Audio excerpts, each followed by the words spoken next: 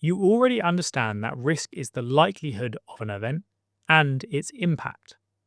But for your exam, you also need to understand the two different states that risk can be in: inherent risk and residual risk. We can either look at risk from the point of view before controls has been implemented, that's inherent risk, or we can look at risk from the point of view after controls have been implemented, that is residual risk. The idea is to use both perspectives to see how much the controls we've implemented have reduced the risk.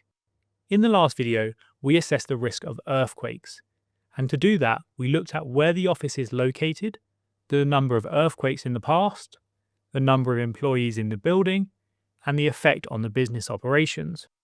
Using that information, we determined that the risk is 20. And that is our inherent risk because we haven't taken into consideration any controls. To reduce this risk, the business has made their office earthquake resistant, created a business continuity plan, and trained their employees what to do in the event of an earthquake.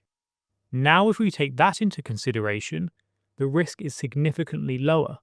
That is the residual risk, as it is the risk left over after we've implemented our controls. And it's important to remember that risk can never be fully remediated. There will always be some residual risk left. We just want to get it to an acceptable level. A good way to remember this is to think of a spilled soda. Even once it's been cleaned up, there is still a sticky residue left on the table. It's the same with risk. Once we've implemented controls, there will always be some residual risk left.